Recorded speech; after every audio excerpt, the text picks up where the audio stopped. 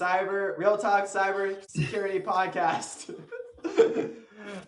Today, what we're talking is security tool sprawl. We got Joe back. Joe, how you doing this morning? Welcome back to the squad. Did you miss us that much? Yeah. Many sleepless nights, but I'm doing great. Just coming off the Super Bowl. It's a Monday morning. That's why I got a hat on. I'm doing good. Living the dream. What's going Great on with everybody update. else? How much are you benching nowadays?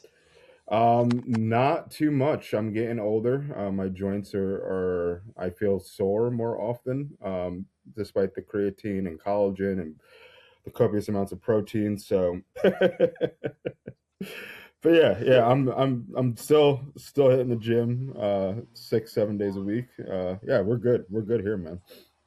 Okay, so not topping. You're over 300 though, right? Yeah, my PB personal best is 315. But that was 3 years ago. So, and I don't think I'm ever gonna get over that at this rate. So, but yeah. We'll see. Optimistic. Des knows a guy. Des, what about you, man? What's going on? You still Not much, getting man. 15,000 steps as you take calls around your office? Absolutely. Every day. We getting for it every day. I close all of my rings. I close all my rings every day. Or at least I try to. Oh, Man. Good stuff, man. So let's get started, guys. The topic for today, security tool sprawl.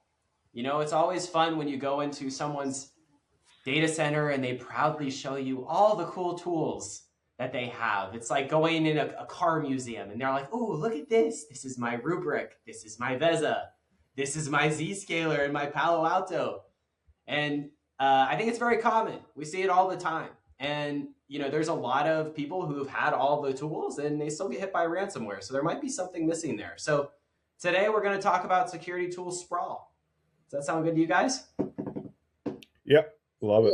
So Joe, what's been your experience with this? Like, I mean, is it a big issue? Is it a small issue? I mean, what have you seen out in the marketplace? Well, it could be a big and or small issue depending on what your organizational strategy is and what your budget looks like and what you're actually trying to accomplish, right? What the most common thing is that somebody either has a regulatory requirement or they were given an absurd budget because the leadership was just like, hey, you know, we're scared of this, so go buy some things to protect us, right? And so they hop on the phone with the salespeople and, oh, this sounds great. This is going to solve all of our issues. And then, you know, they come to find out that it either wasn't configured properly. They didn't have the expertise to even handle the tooling that they were trying to implement. I'd say the biggest issue, though, is the redundancy of tools, right? When we're doing just your typical inventory of what your tool stack might look like, we see a lot of overlap, right? Maybe too much overlap. And that overlap typically comes with companies that also have those resource constraints, right? Which I find extremely ironic. One of the things that I do want to get into just on this topic is, and we've kind of touched about on this in previous podcasts, is having that inventory prior to understanding where you're going with your security infrastructure, right? Doing that sort of baseline of, hey, this is what we're actually trying to accomplish and this is what we got. And then we can move into our security stack and building that out. But not to get too much into that just yet. But redundancy is probably the biggest thing. Yeah. And that could be big or small, depending on what's going on with the organization and where you're trying to go. Do you agree, Des? Do you notice the same things? Redundancy is the primary challenge? Redundancy is a huge challenge when it comes to security tool sprawl, but there's a couple other things. Being an engineer and a leader of engineers, one of the biggest things that I've consistently noticed is I always say security tool sprawl is an engineering tax. There's another API to integrate. There's another system to roll out. There's another deployment to do. There's another this tool not working with that. What that really is, and Joe kind of alluded to it, is from an engineering perspective, those are engineering hours that people do not see, right? And another component of it too, if it's not done as a holistic system and you just have tools, a lot of times they don't operate the way that they should together to actually accomplish the goals that you're trying to accomplish as an organization, right? So we always talk about here on the podcast, we talk about the importance of strategy from a cybersecurity perspective, right?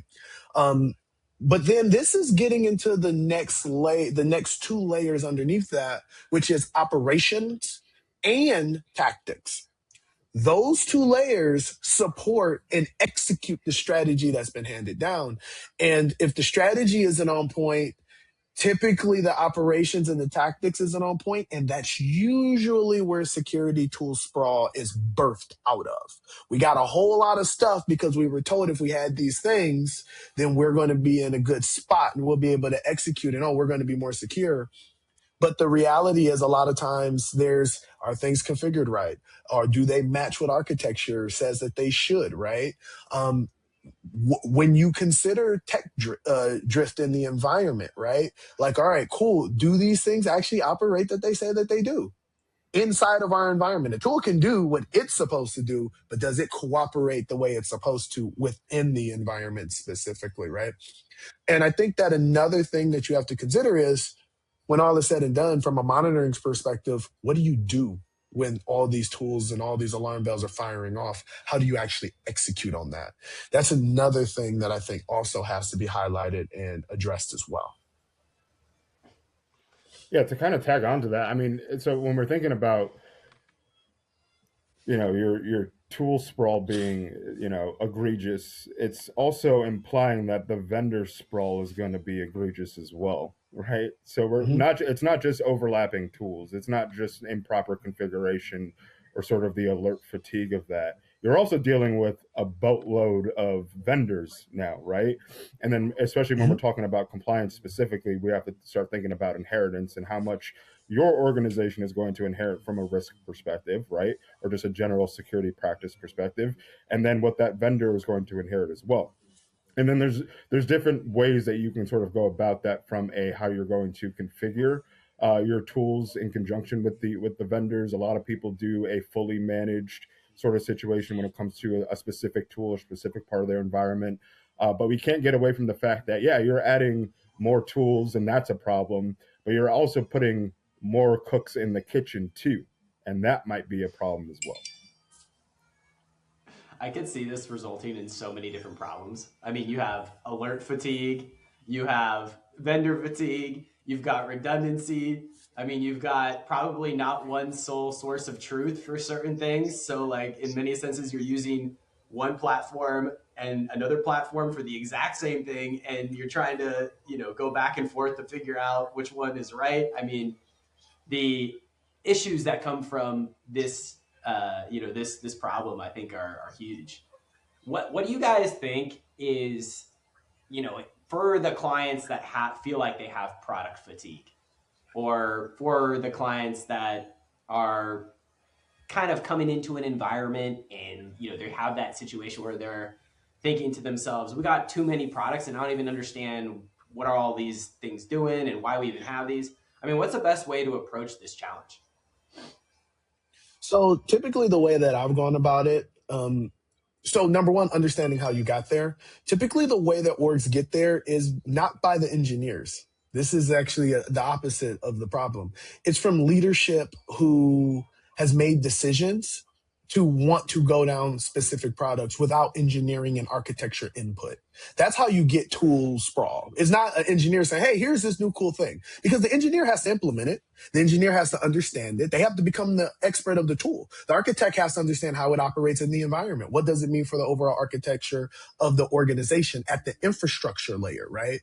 And how does data flow through it, right? And all the other nuances. What kind of information is being collected? That's a lot of work.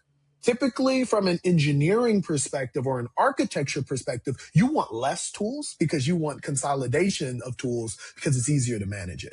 Now, internal to an organization where leadership has essentially by like dictation said, these are the things that we are going to do. We need something for this. We need something for that. And these are all things. This is how you usually get here, typically.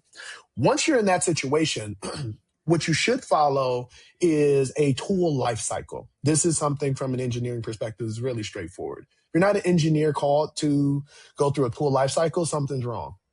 Number one, what you do is you take inventory of the tools, you understand your licensing, you understand why you use the tool, et cetera, et cetera. What does it look like to patch? What does it look like to maintain it? Who's responsible? Is it the vendor responsible or am I responsible, right? What are some of the I got yous? You understand that at a high level. When are my renewals coming up? Whole 9 yards, right? Typically, if you get in this situation, the process is broken because leadership is leading this and not at the engineering layer or level. So that's usually why you end up in this situation to begin with. Once you have called out and you're at the position where, all right, now we understand the tool in the environment, I'm responsible for managing that tool. I look for duplication of, let's say, I'm looking for the redundancy of what I'm getting from these variety of tools, right? So, all right, cool. I use Defender, I use CrowdStrike, I use Red Canary, I use Sentinel-1. I'm going with a dramatic example so that we can get an idea. I'm using them off of various components of the thing, right? The next thing I need to fully figure out and really understand is I need to understand why am I using these various tools? Which of these tools gives me the ability to do all of these things? And then I start to assess other things. I start to assess costs. I start to assess functionality, vendor support, right? All of those nuances.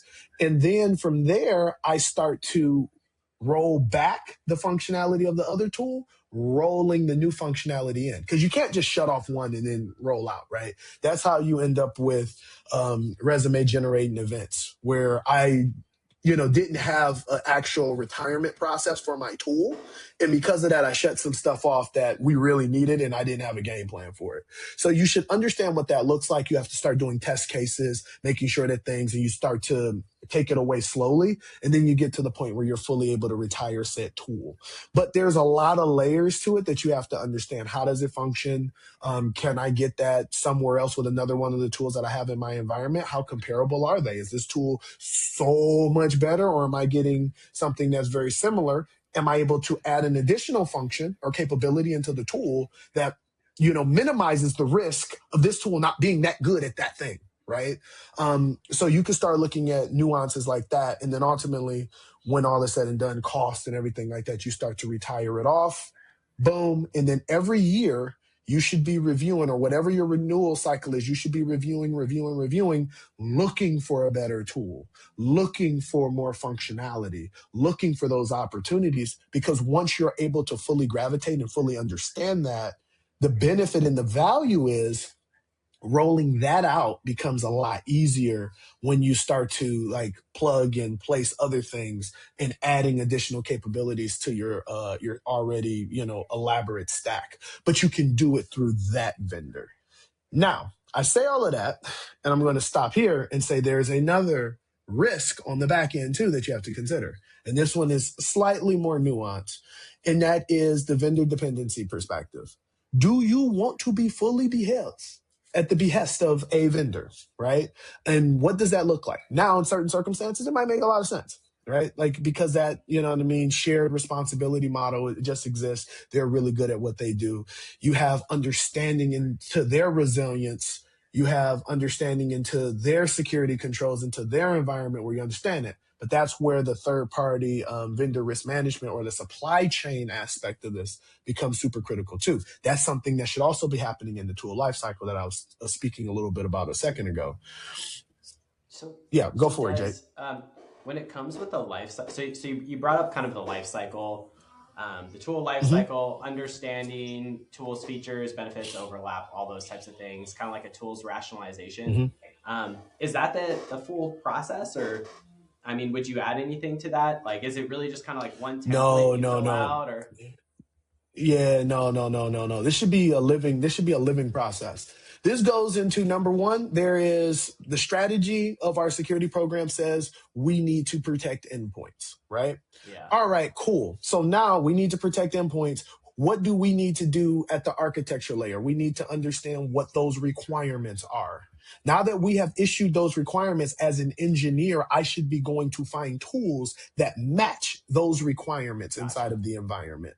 I then go to procure those tools. I start having conversations with a variety amount of vendors. I start going through demonstrations. I start fully understanding the product, understanding how the product operates in our environment. What are some I got yous? What's some functionality issues? What are we looking for? I find product that fulfills those requirements. I get quotes from those various vendors, see what they look like. I also want to understand their resilience. I want to understand what controls do they have in place. I want to understand everything in regards to them because from a security tool perspective, that's considered tier 0 infrastructure in most organizations, right? If something breaks on a security tool, it breaks your, you know what I mean, other configurations, it breaks operating systems, it breaks a lot of stuff. So you have to understand that component of it.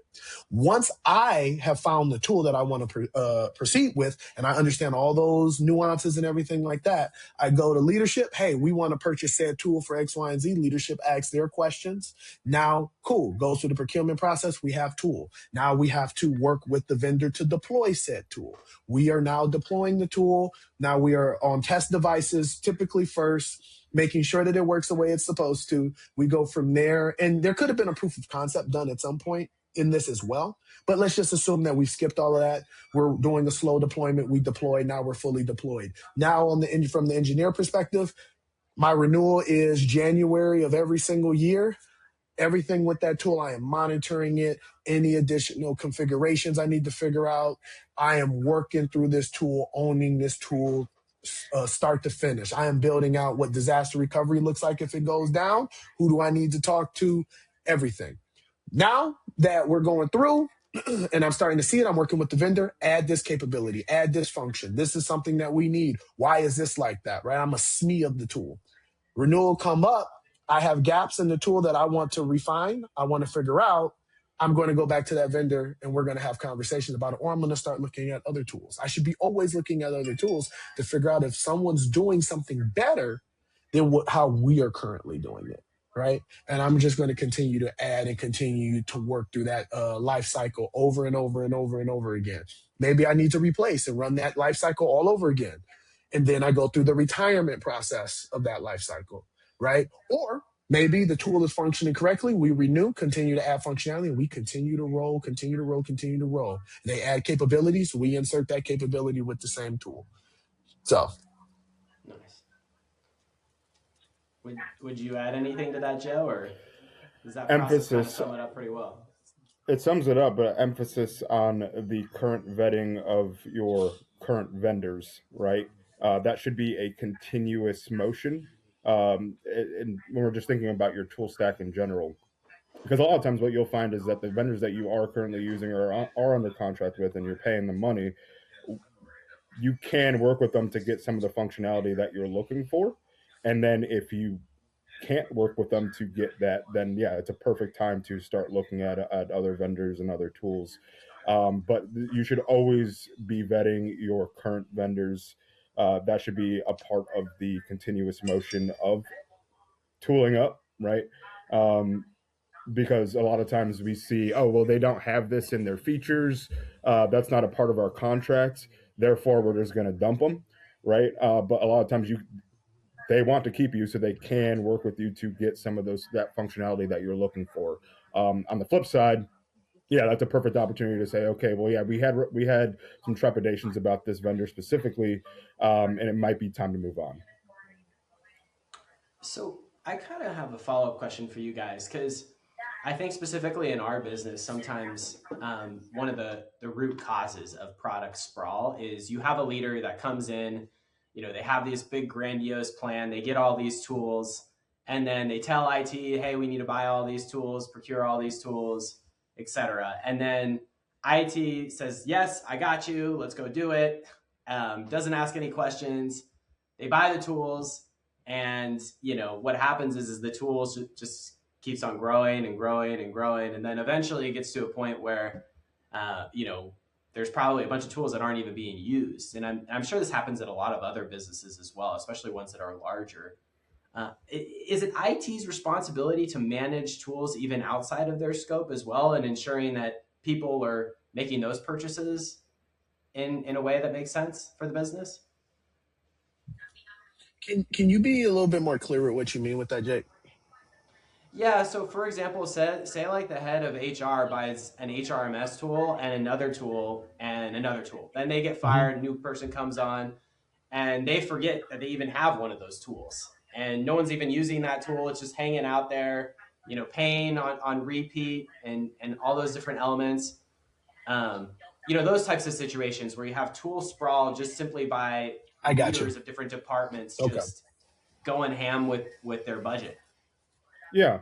got it. Um, I'd say just from a general cybersecurity perspective. So there's a couple ways to look at this. One, from a cybersecurity perspective, the threat landscape is increased tremendously, right? Yeah. If you have active tools in your environment, and when we think about security tools or really anything within your environment, you're a lot of times we're like, oh, we're adding a layer of security, right? We have, even for our security specific tools, uh, where we are in essence adding a layer of security, but we're also increasing the threat landscape, right? So if we have tools within our environment that we're not touching, and the implication being that we're not touching them means that we're not updating and patching them, right? We're not looking at their current configurations. We're not making sure that they're up to date from a firmware and software perspective. So that's a huge issue within itself, right? And this is where the inventory of things is paramount to how we're thinking about our security and tool stack, right? That inventory should be a part of that life cycle on a continuous basis, right? And we're not just talking like once a year looking at the stack like that. We need to make sure that if we're talking about changeover from management to, if that happens often in your organization, from an IT management perspective, that inventory should be happening more often than not, right? Part of the change control process, really part of the change management infrastructure, we should constantly be looking at what's in our environment that's not being used, because our threat landscape is increasing tremendously by not looking at those things. Um, Go ahead. And how does like IT control that? Because you may have some jabroni, HR leader who comes in, buys a bunch of crap, and there's a bunch they've organically added the security vulnerability layer and increased their attack surface. And on top of that, they also have a bunch of redundancy in all the tools they've bought. I mean, all these different elements, like, I mean, as an IT leader, like how do you control that? Like, are you supposed to put in place controls for different So leaders or? so let me add some context here, because I think that a part of the conversation, we're missing a key component here. So I'm going to give you two answers. I'm going to give you Well, I'm gonna give you two answers and insights. Number one, typically tool sprawl is a result of having no strategy.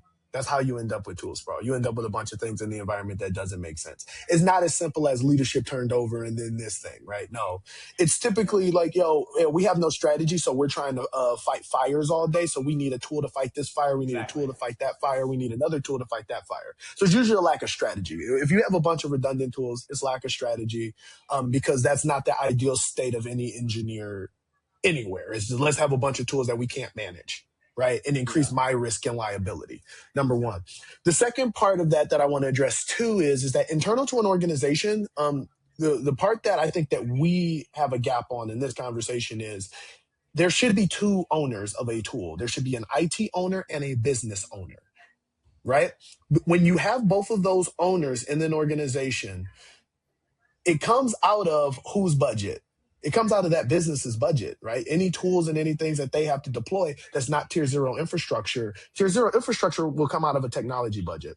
If you buy another tool, then that's going to typically come out of your budget specifically. So departments don't suffer from this as often as tier zero type infrastructure things like security tools and other things. Most people aren't running two HRIS systems, right? They're Yeah. just not. Like that's just not one of those things where it's going to be super common because of all of the additional nuances of, okay, now we have this data in two different places. How are we managing payroll? So it's not as inefficient as what we are thinking about here, right? So that's another component of this that we have to have a conversation about. This is an issue in IT and in security, specifically when it comes to those other things, because someone at the strategic layer likes cool systems, cool tools. They like to say, hey, yo, we use ServiceNow for this, or hey, we use this tool for that, and hey, we use this for that. And and they don't have a strategy behind why they are doing those things. If you then have that joint in eventually procurement or the CFO is going to come down very hard about cutting your budget as a result of having all these things that no one can explain. When you're in times of abundance, maybe not so much, but in times of famine, like what we are seeing from a geopolitical perspective and from an economic, you know what I mean, like viewpoint going into the future, people are going to come down hard. They're going to scrutinize all of these different things. When you say, I need this thing, right? They're going to start to really scrutinize it a lot harder. And so it's not just the responsibility of IT in regards to that. It's a shared responsibility between the business, whoever the business is in this context, between IT and between finance. Between those three, you should understand and you should be able to catch any of these specific issues, because there should be some form of justification documented as to why you need the tools that you need and why you are deploying those things, and really how are you managing those things as well. So it shouldn't just fall to IT, and I would challenge anyone in IT who thinks it's their responsibility to then also start to push out to other teams as well to bring them as a part of the life cycle and the process, because it's not one thing that should just fall to one business vertical specifically. Yeah. I mean, I think it's just such an easy win, especially to win with the CFO of like doing a tools rationalization exercise. I mean, I guarantee you, like, that one thing could free up so much budget by just noticing how much tools are being used. And you probably have some low hanging fruit there that will get you a lot of credibility inside of the leadership, from the leadership perspective. But we're coming up on time, guys. I mean, do you guys have any last minute thoughts on security tool sprawl or anything like that, Joe? Des? Yeah. Final thoughts needs to, all of your entire security stack should align with your business strategy, first and foremost. Second, inventory, that should happen first. In terms of how you're actually going to deploy this strategy, we need to take an inventory and keep your vendors close, right? Even if you don't have this big sprawl issue, your vendors are going to inherit some of the responsibilities, some of the risk here. That means you should have open lines of communication with them.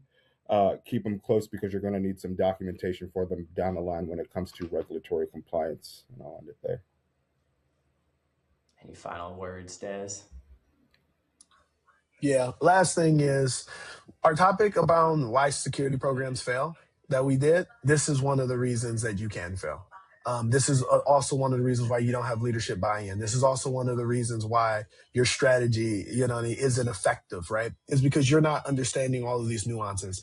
I always tell people there is a variety of ways to solve a problem, right?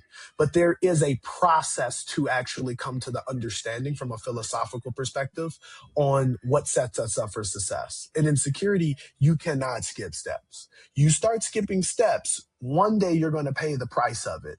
Tool sprawl is a result of skipping the process, skipping the strategy phase, skipping the architectural phase, skipping all of those things, or having inefficient and ineffective processes and not having a holistic program.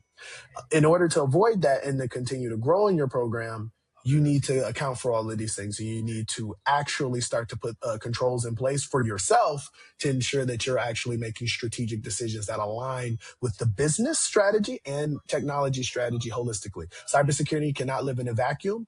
Neither should cybersecurity live underneath or as just a touch point for infrastructure teams. It needs to be engulfed in the business. It needs to be really driving and pushing business strategy, and it needs to be solution focused in regards to that. And, minimizing your tool spread gives you the engineers capability and time back to further solution for those things, to add more value to those product teams. into those business owners as well. It all comes back and it's all interrelated and connected. And I think that needs to be called out and understood as well. Yeah, I mean, to close out, I think the one thing that I would want people to walk away with this from, whether you're in any industry, is if you don't have a vision, you're surviving. And it's when you're surviving that things like product sprawl come up, because you're just adding things aimlessly without an end in mind. And so I think that's always the best place to go back to, is your IT strategy and your vision. And so with that, please subscribe. We are up to 550 subscribers. If you liked Joe's performance today, be sure to mention it in the comments. And I'll conclude for today. Thanks, guys.